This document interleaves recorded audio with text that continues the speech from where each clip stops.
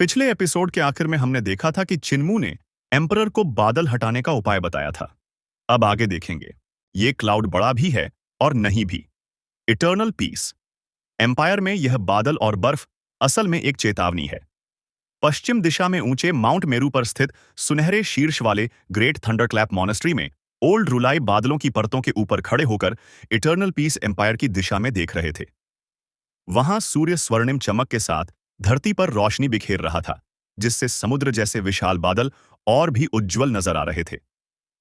Old रूलाई बोले कि great थंडरक्लैप monastery के लंबे इतिहास में हमने एक बार ऐसा ही मीटरोलॉजिकल अटैक देखा था। ओल्ड रूलाई के आसन के नीचे असंख्य बोधिसत्वास, वेनरेबल्स और अरहात्स शांत खड़े उनके शब्द सुन रहे थे। ओल्ड रूलाई ने कहा कि उस समय मीटरोलॉजिकल अटैक इससे भी बड़ा था। भारी बर्फबारी और इसी तरह का अंधकारमय बादल। लोग जीवित नहीं रह पा रहे थे। लगातार प्राकृतिक आपदाएं आती रहीं और पता नहीं कितने लोग मरे। उन्होंने आदेश दिया कि venerable Ku depository of Buddhist texts से emptiness era morning emperor scriptures लाकर उसके पेज 1367 को खोले। वेनरेबल कू ने मोटी स्क्रिप्चर लाई और बताए गए पेज पर खोला। Emptiness era morning emperor year 6420। मौसम में अत्यंत परिवर्तन हुए। 30 दिनों तक बर्फ गिरी। 80,000 मील तक पूरा आसमान बादलों से ढका रहा। सूर्य दिखाई नहीं दिया। हर जगह भूखे लोग थे। चारों ओर डाकुओं का आतंक फैल गया और मॉर्निंग एम्परर ने देवताओं व ड्रैगन किंग्स को इन्हें मिटाने का आदेश दिया। Morning emperor year 6430। आकाश से मीटियर्स गिरे।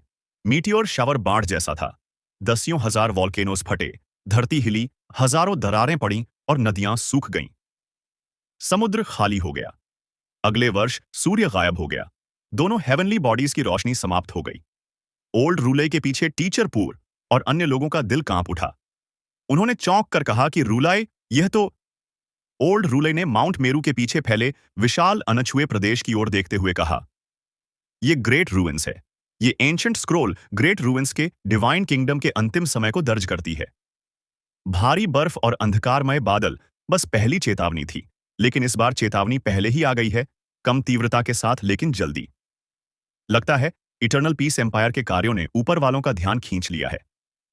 टीचर पूर, ट्रू लॉर्ड त्यन और शेष लोग पीछे हट गए और बड़बड़ाए कि ग्रेट रूइंस। ओल्ड रूलाई बोले कि यदि एम्परर इस आपदा को शांत करना चाहता है तो एक ही रास्ता है, तुरंत रिफॉर्म रोक दे और स्वयं को समर्पित कर स्वर्ग और जनता से क्षमा मांगे। अन्यथा यह बर्फीली आपदा केवल शुरुआत है। आगे उससे कहीं भयानक मीटरोलॉजिकल फिनोमेना आएंगे। मीटियोर शावर्स, वॉल्केनो इरप्शंस, सूखती नदियां और समुद्र, सूर्य और चंद्रमा का लुप्त होना। यह हेवन का क्रोध है। यह बोझ जनता को उठाना पड़ेगा। यह बहुत भारी है। तभी एक मंक ने सूचना दी कि इटर्नल पीस क्राउन प्रिंस आपका ऑडियंस चाहता है। ओल्ड रूले चौंके, फिर मुस्कुराए। हिज हाइनेस अंततः मेरे पास आ ही गया। बुलाओ उसे। उन्होंने कहा कि क्राउन प्रिंस असाधारण है और शायद संसार का सेवियर भी। एम्परर अपनी जिद पर अड़ा हो सकता है, लेकिन क्राउन प्रिंस वैसा नहीं, इसलिए उसका एनवॉय महत्वपूर्ण है। दाओ सेक्ट का Kunlun Z void mountain, Z void paradise, अपने आप में एक संसार जैसा था। वहां हमेशा बसंत जैसा मौसम था, एक डिवाइन स्थान। ओल्ड डाओ मास्टर ने कहा कि इटर्नल पीस पर छाया बादल गंभीर है, पर उतना घातक नहीं। ग्रेट रूइंस के विनाश की तुलना में बहुत हल्का है। डाओ सेक्ट ने रिफॉर्म का विरोध अपने लाभ के लिए नहीं बल्कि डाओ के लिए किया। रिफॉर्म ने बहुत से नियमों और सिद्धांतों को नष्ट कर दिया, इसलिए उसका विफल होना तय था। उन्होंने बताया कि युवा अवस्था में इंपीरियल प्रेसेप्टर उनसे मिलने डाओ सेक्ट आया था। वे उसकी प्रतिभा से प्रभावित थे और उन्होंने उसे डाओ सेक्ट की लेगेसी स्क्रिप्चर्स देखने दी। उम्मीद थी कि वह महानता प्राप्त करेगा।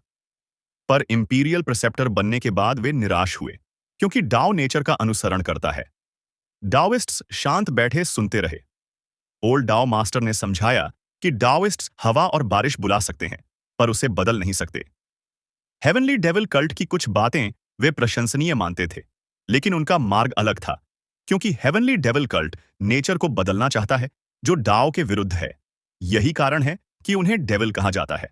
डैन यंगजी ने कहा कि हेवनली डेविल कल्ट के डिसाइपल्स बादलों को हटाने या बारिश करवाने के लिए स्पेल्स इस्तेमाल करते हैं। ड्राउट के समय किसानों से पैसे लेकर वर्षा करवाते हैं। ड्रिलिंग स्पेल्स से कुएं बनाते हैं। ट्रू फायर से ऑर्स गलाकर खेती के औजार बनाकर बेचते हैं, या किसानों से पैसे लेकर डीमन बीस्ट्स का शिकार करते हैं।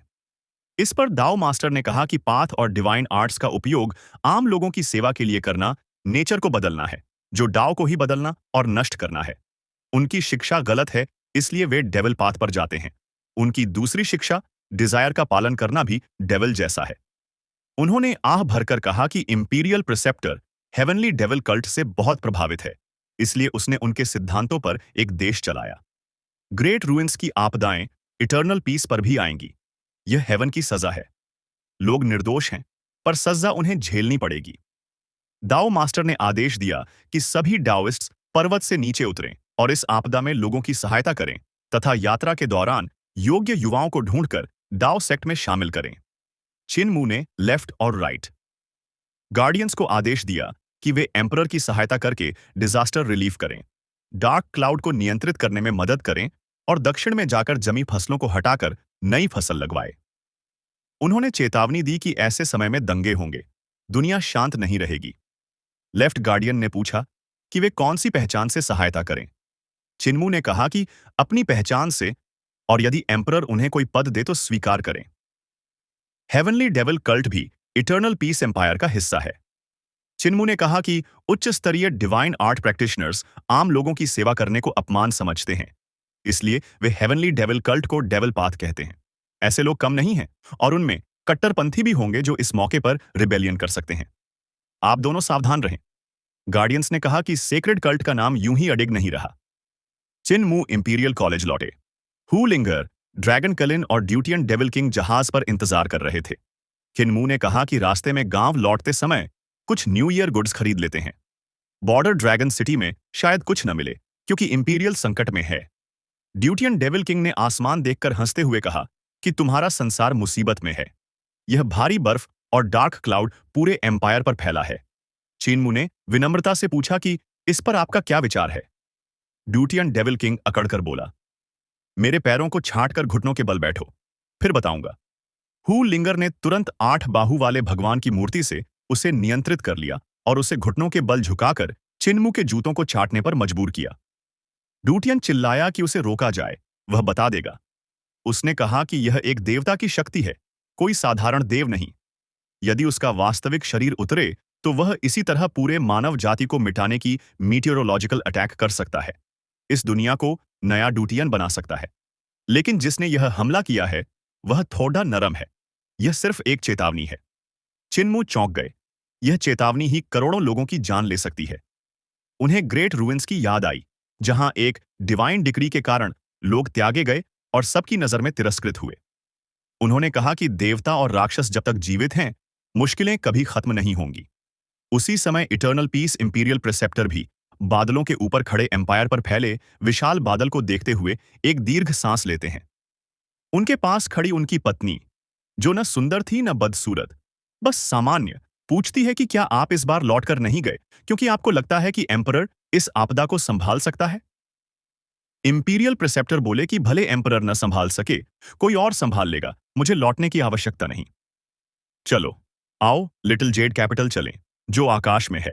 लिटिल जेड कैपिटल आसमान में? इंपीरियल प्रिसेप्टर की पत्नी ने आसमान की ओर देखा। यह नाम वाकई बहुत सुंदर था। जेड कैपिटल यानी जेड से बना एक राजधानी नगर, जहां अमर देवता रहते थे। वहां ना धुएं या आग की गंध थी और ना ही सामान्य मानव दुनिया जैसा कोई माहौल।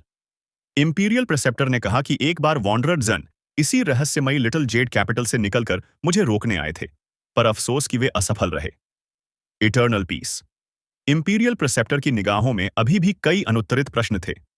उन्होंने कहा कि मरने से पहले वॉन्डरर जन ने मुझसे कहा था कि मुझे लिटिल जेड कैपिटल जरूर जाना चाहिए, वहां ऐसी चीजें होंगी जो शायद मेरे विचार बदल सकती हैं। और अब मैं यहां हूं। उनके सामने धुंध में एक सुंदर परिकथा जैसी स्वर्ग भूमि झलक रही थी। चिनमू की ट्रेजर शिप फैन प्रीफेक्चर पर रुकी। वह हुलिंगर को लेकर बाहर निकला और न्यू ईयर्स के सामान खरीदे, जिससे पूरा जहाज भर गया। फैन प्रीफेक्चर अब भी अपेक्षाकृत शांत था। वहां के मैजिस्ट्रेट ने दिव्य कला साधकों को इकट्ठा कर तरह तरह के स्पिरिट वेपन्स बनवाए थे, और वे एक फ्लाइंग शिप पर चढ़कर आसमान में फैले बादल को हटाने के लिए जा रहे थे। कुछ जगहों पर धूप निकल चुकी थी और बर्फ पिघलने लगी थी। लेकिन फिर भी सब कुछ और ठंडा महसूस हो रहा था। फैन प्रीफेक्चर में तेज शराब बनती थी, इसलिए लोग ठंड से निपटने के लिए पीते रहते थे। चाहे कितनी भी ठंड हो, कई गांव वाले पहाड़ पर लकड़ी काटने जाते थे ताकि जलाकर गर्म रह सकें। इसके अलावा कीमतें भी बढ़ गई थीं और सामान पहले की तुलना में बहुत महंगा हो गया था। चिन्मू धनवान था, इसलिए उसे फर्क नहीं पड़ा। पर हुलिंगर ने हिसाब लगाकर कहा कि यंग मास्टर, कीमतें कई गुना बढ़ गई हैं। चिन्मू थोड़ा चकित हुआ और बोला कि यह मेरी सोच से भी जल्दी हुआ। सामानों की कीमत स्थिर रखना मिनिस्टर ऑफ रेवेन्यू का काम है। यह हमारा मामला नहीं।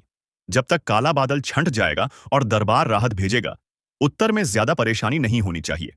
पर मुझे डर है कि कुछ लोग जानबूझकर मुसीबत खड़ी करेंगे। फैन प्रीफेक्चर से पर्याप्त न्यू ईयर्स सामान न मिलने पर ट्रेजर शिप लाई प्रीफेक्चर पर रुकी। यहां भी कीमतें कई गुना बढ़ी थीं और बहुत से व्यापारी जानबूझकर माल जमा करके बैठे थे ताकि और महंगा होने पर बेचकर बड़ा लाभ कमा सकें। लाई प्रीफेक्चर के मैजिस्ट्रेट ने ऐसे व्यापारियों को सख्त सजा देनी शुरू कर दी थी। अधिकतर व्यापारी जो चोरी छिपे माल जमा कर रहे थे, उन्हें पकड़कर फांसी पर लटका दिया गया। 2-3 दिन बाद चिनमू की ट्रेजर शिप जिंग प्रीफेक्चर पहुंची, जो ग्रेट रूइन से बहुत दूर नहीं था। यह जगह करीब 10,000 मील दूर थी और काले बादल के पीछे थी, जैसे सफेद कागज में बहुत सारे छेद किए गए हों और उन्हीं छेदों से धूप नीचे आ रही हो। यह जगह अधिक दूर थी, इसलिए जमीन ज्यादा और आबादी कम थी। यही कारण था कि यहां अराजकता शुरू हो गई थी। पहाड़ी डाकू अमीर परिवारों को लूटने लगे थे। रास्तों पर कई गरीब लोग ठंड से मर चुके थे, जो बुझी हुई आग के गड्ढे के पास पड़े थे। कुछ पलायन करने वाले परिवार भी देखे गए, जो इस बर्फीली दुनिया में अपने परिवारों को साथ लेकर दक्षिण की ओर गर्मी की तलाश में जा रहे थे। वे एक दूसरे से चिपक कर जमी हुई नदी पर कदम रखते हुए आगे बढ़ रहे थे। समय समय पर कोई पीछे रह जाता, पर लोग कुछ कहते नहीं। जो बैठकर थोड़ा सा भी ताप पाने की कोशिश करता, वह फिर कभी उठ नहीं पाता। जहां नदी का पानी जमा था, वहां विशाल बर्फीले पहाड़ बन गए थे, जो समय समय पर चरमराते थे। कभी कभी विशाल बर्फ के टुकड़े गिर जाते थे, जो बेहद डरावने लगते थे। चिन्मू ने देखा कि पलायन करने वालों में कुछ युवा स्पेल्स में निपुण थे और लोगों की देखभाल कर रहे थे। उसने जहाज बर्फ पर उतारा और पूछताछ की। वे युवा हेवनली डेविल कल्ट के शिष्य थे। चिन्मू ने कहा कि उन्हें बता दो कि गर्म जगह मत ढूंढें, हर जगह जमा हुआ है। उन्होंने उत्तर दिया कि वे नहीं मानेंगे। एक शिष्य ने अपनी मास्क हटाई, जिससे उसकी डार्क रेड चेहरा दिखा। उसने तेज हवा में चिल्लाते हुए कहा कि यंग कल्ट मास्टर, अगर ये लोग रुक गए तो उनके दिलों में उम्मीद नहीं बचेगी। चलते रहने से उन्हें लगता रहता है कि शायद कहीं गर्माहट मिलेगी। चिन्मू अवाक रह गया। उसने कुछ न्यू ईयर सामान जो गर्म रख सकता था निकाले और उन्हें दिया, ताकि वे जरूरतमंदों में बांट सकें। उसने कहा कि पूरे साम्राज्य में बर्फ और ठंड है। ऐसे में राक्षस और दैत्य भी खाने की तलाश में बाहर आएंगे। तुम लोग सावधान रहना। वह जिंग प्रीफेक्चर में ज्यादा नहीं रुका। उसकी ट्रेजर शिप आसमान में उठी और ग्रेट रूइंस की ओर चली। इटर्नल पीस एम्पायर की सर्दी अत्यधिक भयंकर थी और समय के साथ और भी बढ़ रही थी।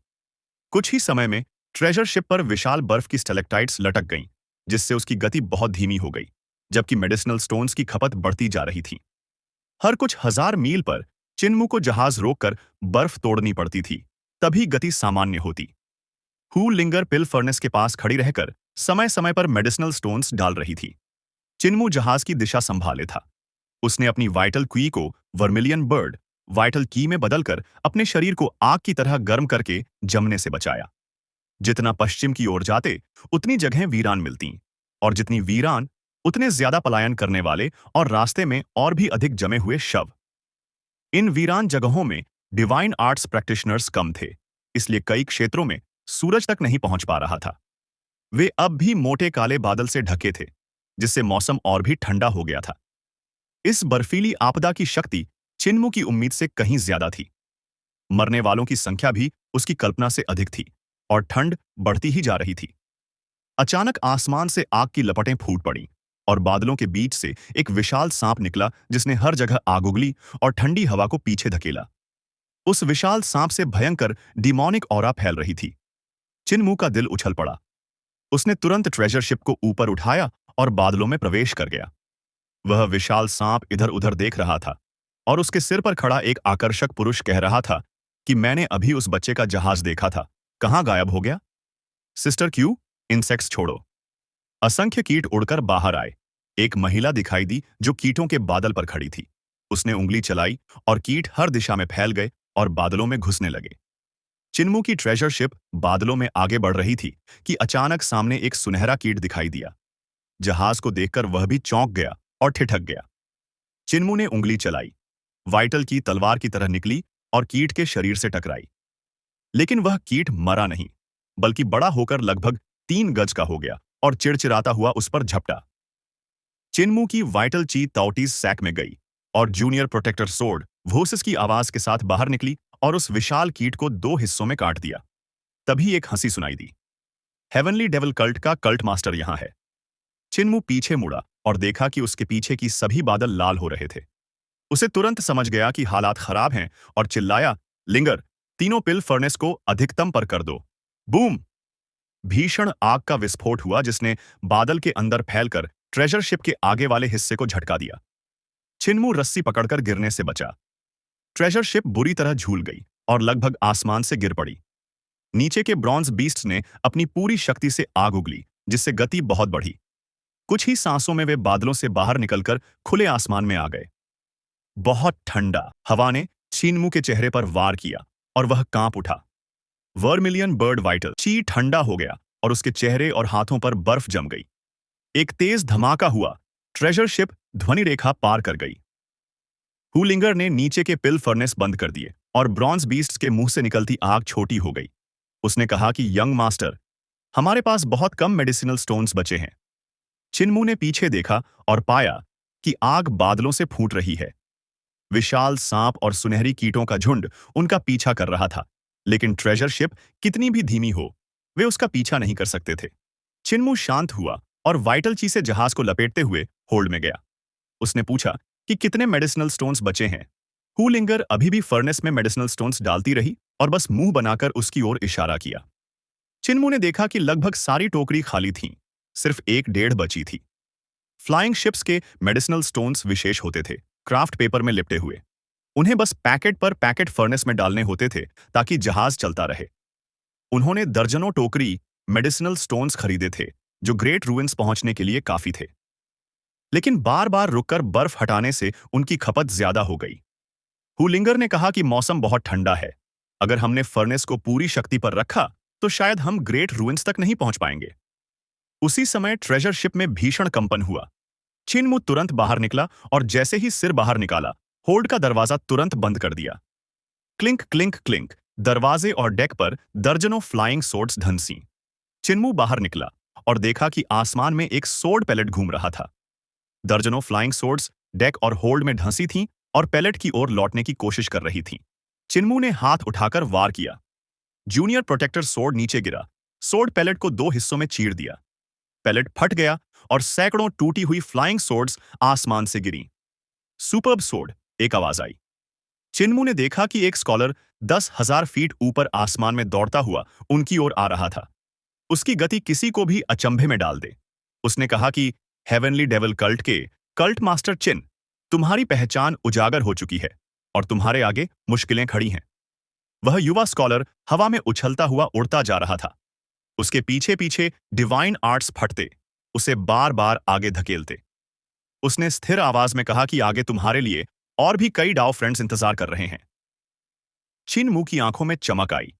उसने हाथ बढ़ाया और जूनियर प्रोटेक्टर सोर्ड स्कॉलर की ओर भेजी। उस आदमी की ढीली आस्तीनें तलवार का सामना करने के लिए उठीं, लेकिन जैसे ही सोर्ड लाइट ने आस्तीनें भेदी, वह चौंक गया। उसने उंगलियां चटकाईं और उसके फिंगर टिप से डिवाइन आर्ट निकला, जो कई जलते हुए स्पैरोज बनकर जूनियर प्रोटेक्टर सोर्ड से टकराए। चिन्मू ने स्पाइरल सोर्ड फॉर्म में बदलाव किया।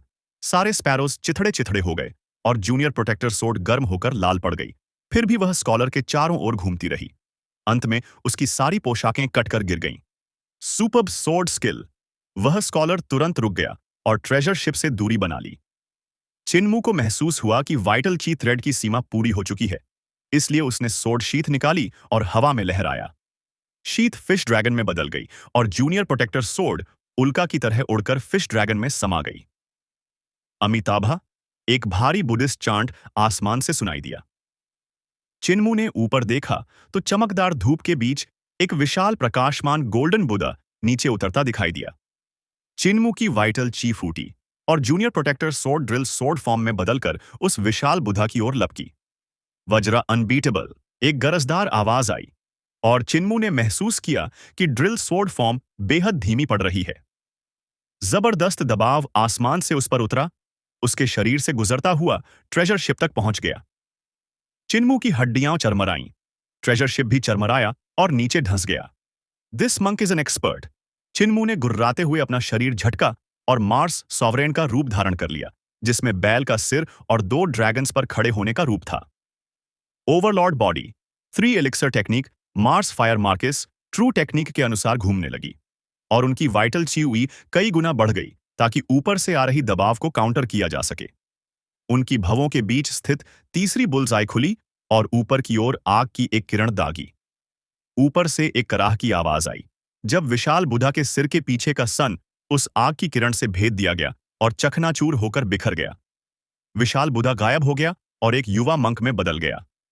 चिन्मू पर पड़ने वाला दबाव काफी कम हो गया और उनके शरीर के चारों ओर की जलती आग तेजी से पूरे जहाज में बहने लगी, जिससे उस पर जमी बर्फ पिघलने लगी। ट्रेजर शिप की गति अचानक कई गुना बढ़ गई और वह बादलों की परत में घुसते हुए आगे बढ़ने लगा। आसमान में एक लंबा और मजबूत मंक एक पैर पर खड़ा, हाथ में 9 रिंग्ड मंक स्टाफ लिए इधर उधर देख रहा था। दूसरे पैर से खून टपक रहा था।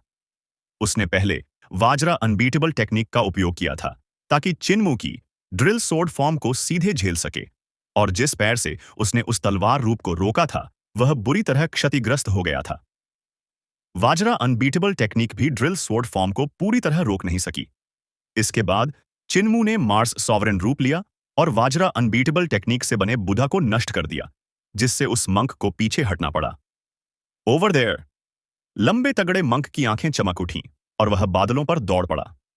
हर कदम के नीचे एक सफेद लोटस खिलता, जिससे उसे अगला कदम और अधिक शक्ति से लेने का सहारा मिलता।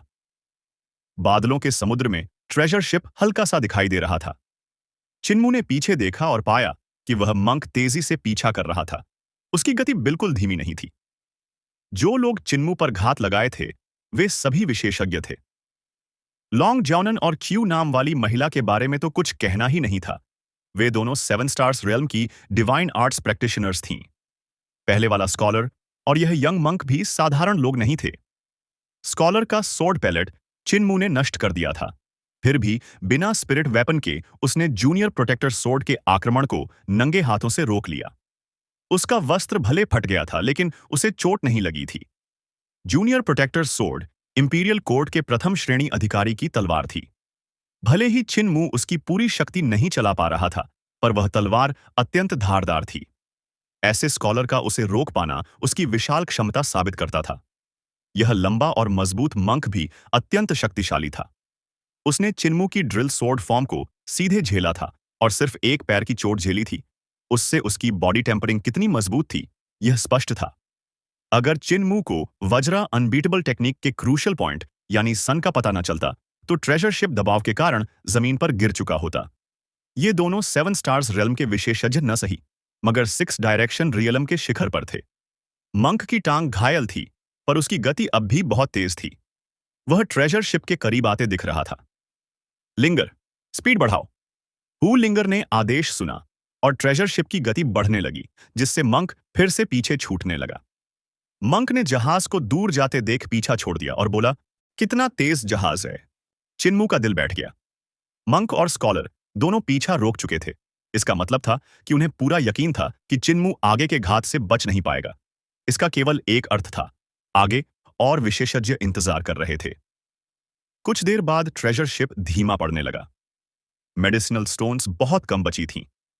पिल फर्नेस को पूरी शक्ति पर चलाते रहने से वे खत्म हो जाती और जहाज ग्रेट रूइंस तक नहीं पहुंच पाता। बस बादलों की इस परत से निकल जाई तो हम ग्रेट रूइंस की सीमा में होंगे। गांव भी वहां से सिर्फ 1000 मील दूर है। चिन्मू ने मार्स सॉवरेन का रूप हटाया और जहाज की नोक पर आकर नीचे देखा। बादलों का अनंत समुद्र अभी भी खत्म होता नहीं दिख रहा था। ट्रेजर शिप की गति अब भी तेज थी और ठंडी हवा चेहरे पर लगना सहनीय था। तभी उसे बादलों के चमकीले समुद्र के ऊपर एक अजीब दृश्य दिखा। लगभग 10 मील आगे रंग बिरंगे प्रकाश घूम रहे थे। जैसे ही जहाज पास पहुंचा, चिन्मू ने देखा कि वे रोशनी विशाल आइस पिलर्स से आ रही थी। वे विशाल आइस सोर्ड्स जैसे दिखते थे, जिन पर सूर्य की किरणें पड़ते ही रंगीन प्रकाश फैलता था। प्रत्येक आइस सोर्ड अत्यंत मोटा था और उसे दर्जन भर लोग मिलकर ही घेर सकते थे। अगर इन्हें तलवार की तरह उपयोग किया जाए तो केवल बड़े दैत्य ही इन्हें उठा सकते थे। वे आइस सोर्ड्स बादलों से निकलते प्रतीत होते थे, लेकिन वे स्वाभाविक रूप से बने नहीं थे। वे घूम रहे थे और सूर्य का प्रकाश रिफ्रैक्ट कर रहे थे। चिन्मू का चेहरा बदल गया। उसने जहाज को जोर से दाईं ओर मोड़ा। मेटल से बना जहाज इतना झुका कि डेक लगभग बादलों के समानांतर हो गया। जहाज एक तीव्र आर्क में घूमता हुआ आइस पिलर से बच निकला। लिंगर, पिल फर्नेसेस फुल पावर पर। हु लिंगर ने शिकायत की। यंग मास्टर, आप बार बार फुल पावर बोल रहे हो, पर अगर ऐसे ही चले तो हम सच में ग्रेट रूइंस नहीं पहुंच पाएंगे। मेडिसिनल स्टोन्स बहुत कम बची हैं। छिनमू ने उसकी शिकायत अनसुनी कर स्टीयरिंग सीधा किया। तभी बाईं ओर के विशाल आइस सोर्ड्स अचानक उठे, जैसे कोई बहुभुजाओं वाला जायंट ने उन्हें खींच लिया हो। वे हवा को चीरते हुए जहाज पर प्रहार करने लगे। ट्रेजर शिप की गति अचानक बढ़ी और छिनमू ने उसे आइस सोर्ड से बचाने के लिए मोड़ा। उसने पीछे देखा और पाया कि एक नीले वस्त्रों वाली महिला आइस सोर्ड्स के बीच खड़ी थी। वह सुंदर थी, पर उसका चेहरा उतना ही ठंडा। उसकी वाइटल ची वाटर ब्लू थी। उसने अपनी वाइटल ची से दर्जनों भुजाएं बनाई थीं और प्रत्येक भुजा प्रहार की मुद्रा बनाती और आइस सोर्ड्स उसी के अनुसार हमला करते। Good thing she can't catch up to me. लेकिन तभी नीले वस्त्रों वाली महिला की गति अचानक बढ़ गई और वह बादलों पर पागलों की तरह दौड़ती हुई जहाज के पीछे आने लगी। उसकी भुजाएं अनियंत्रित रूप से हवा में वार पर वार कर रही थीं। चिन्मू एक पल के लिए स्तब्ध रह गया। तभी जहाज के नीचे से जोरदार धमाका हुआ और जहाज बुरी तरह हिला। वह आकाश में लुढ़क गया। चिन्मू लगभग गिर ही पड़ा। चिन्मू ने मुश्किल से हेल्म पकड़कर खुद को संभाला। जहाज रुका तो उसने देखा कि चारों ओर आइस सोर्ड्स उभर रहे थे। जहाज एक आइस सोर्ड से टकराया था। वह टूट गया, लेकिन जहाज भी गंभीर रूप से क्षतिग्रस्त हो गया था। इस स्त्री की शक्ति बहुत अधिक है, मंक से भी ज्यादा, और उसकी गति भी अत्यंत तेज है। चिन्मू जहाज को बचाते हुए चला रहा था, पर आइस सोर्ड्स की संख्या बढ़ती जा रही थी। चिन्मू चिल्लाया, ड्यूटियन डेविल किंग कहां है? तुम मुझे क्यों बुला रहे हो? ड्यूटियन डेविल किंग जहाज के अंदर से आलस में बाहर आया, चेहरे पर यह भाव कि चाहे मार ही दो, मैं मदद नहीं करूंगा। चिन्मू उसे देखकर और भड़क गया। क्या फिर से मेरे पैरों को चाटने के लिए झुकोगे? अगर नहीं, तो आकर मदद करो। क्या तुम सोचते हो मैं तुमसे डरता हूं? ड्यूटियन डेविल किंग ने नाक से आवाज निकाली, लेकिन फिर भी चलकर आया। मैं ड्यूटियन का रूलर हूं। अगर मुझसे मदद चाहिए तो पहले प्लीज बोलो। चिन्मू की कनपटी की नसें उभर गईं। प्लीज, ड्यूटियन डेविल किंग संतुष्ट हुआ। एक दिन आएगा जब तुम सिर झुकाओगे। चिन्मू के गुस्सा होने से पहले ही उसने हंसी छुपा ली। डेविल भाषा उसके मुंह से निकली और तेजी से तेज होती गई। उसके 8 हाथ और 4 चेहरे ऊपर उठे और जहाज के ऊपर एक ब्लैक मिरर प्रकट हुआ। ब्लैक मिरर से काला प्रकाश नीचे गिरा और बादलों के समुद्र पर फैल गया, जैसे पानी में स्याही गिरा दी हो। काला धुआं चारों ओर फैल गया। 10 मील का क्षेत्र ढंक गया और नीले वस्त्रों वाली महिला भी उसमें घिर गई। काले धुएं में यूई कराह उठी। उसके मन में विकार उठने लगे। उसके हृदय की शुद्ध डाउ हार्ट भी इस डेविल इन्फ्लुएंस का सामना न कर सकी और दूषित हो गई। Hatred parting heavenly sword technique ने हमेशा उसके मन से काम, घृणा, मोह को अलग रखा था, लेकिन अब उस पर हार्ट डेविल हावी हो गया। ड्यूटियन डेविल किंग बोला, अफसोस, यदि समय होता तो मैं इस आइस माउंटेन जैसी स्त्री को आधे दिन में अपने पैरों को चाटने पर विवश कर देता। तभी डेविल फॉग को चीरते हुए बुधा वॉइस गूंजी। वह मजबूत मंक आ पहुंचा। बिना कुछ कहे उसने 9 रिंग्ड मंक स्टाफ उठाया। उससे प्रकाश फटा और डेविल फॉग टूटकर बिखर गया। फॉग हटते ही उसने देखा कि यूई उसके बाहों में गिर रही थी। उसकी वस्त्र आधे उतरे हुए थे और वह लगभग निर्वस्त्र होने वाली थी। मंक का बुद्धिस्ट हार्ट विचलित हो गया। उसने तुरंत उसे दूर धकेला। सीनियर सिस्टर, तुम डेविल पाथ की स्पेल में फंस गई हो, होश में आओ। यूई पर उसके बुढ़ा वॉइस का प्रभाव पड़ा और हार्ट डेविल हट गया। वह तुरंत सुध में आई, चेहरा लाल हो गया और वह वस्त्र ठीक करने लगी। मैं शर्मिंदा हूं। डेविल पाथ की स्पेल का शिकार होकर मैंने उन्हें भागने दिया। Heavenly devil cult master. Chinmu की डेविल स्पेल्स स्वाभाविक रूप से लोगों के हृदय को भ्रमित करती हैं, लेकिन मेरे रहते वह अधिक कुछ नहीं कर सकता। मंक बांची ने अपने स्टाफ को झटका, जिसकी गोल्डन रिंग्स आवाज करती हुई हार्ट डेविल को दबाने में उसकी मदद कर रही थी। यूई बोली, उसकी शिप बहुत तेज है, वह अब दूर जा चुका है, पकड़ना कठिन होगा। स्कॉलर लान यू पहुंचा और बोला, सीनियर ब्रदर बान ची और सीनियर सिस्टर यू, केवल हम ही नहीं, हम जैसे और भी विशेषज्ञ उसका पीछा कर रहे हैं। एक अटूट जाल बिछाया गया है, वह बच नहीं सकता। तभी इंसेक्ट स्वार्म और डीमन गैस के साथ एक बड़ी लाल स्नेक आ रही थी। लान यू ने कहा, यह सीनियर सिस्टर च्यू युए और लॉन्ग ज्योनन है। लॉन्ग ज्योनन का स्वभाव अजीब है, वह पुरुषों को पसंद करता है। उसने मुझे आधे दिन तक पीछा किया था। हम उससे दूर ही रहे। दूर बादलों में अनगिनत सोर्ड लाइट्स चमक रहे थे। मंक बान ची बोला, ये कौन सा सोर्ड सेक्ट है जिसने चिन्मू को रोका है? चलो देखते हैं। सब आगे बढ़ने ही वाले थे कि एक व्यक्ति एप्स की तरह छलांग लगाता हुआ ट्रेजर शिप के पीछे भागता दिखा। लान यू चिल्लाया, यह ड्यूक एप सोर्ड सेक्ट का यंग सोर्ड्समैन युएनशान है। सीनियर ब्रदर युएनशान, चिन्मू बच नहीं सकता। आओ मिलकर उसे घेरें। युएनशान रुका और बोला, उसके पास एक ट्रेजर सोर्ड है। मेरी सोर्ड पैलेट उसने नष्ट कर दी। उसकी शिप भी अजीब है, लकड़ी की नहीं, मेटल की है। मैंने 1000 तलवारें भोंकी, फिर भी टूट नहीं पाई। यूई बोली, यह ब्लैक आयरन से बनी है। जब यह मेरी हेट्रेड पार्टिंग आइस सोर्ड से टकराई तो आइस सोर्ड ही टूट गई, ये नहीं। सब चकित रह गए। आसमान में उड़ता आयरन शिप। तभी लान यू ने पीछे देखा और बोला, लॉन्ग ज्याओनन आ रहा है, जल्दी चलो। तो चलिए इस वीडियो को यहीं समाप्त करते हैं। अगर वीडियो अच्छी लगी हो तो लाइक जरूर करें, अपने विचार कमेंट में लिखें और आने वाले नए एपिसोड के लिए चैनल को जरूर सब्सक्राइब करें। अगले वीडियो में फिर मुलाकात होगी। धन्यवाद।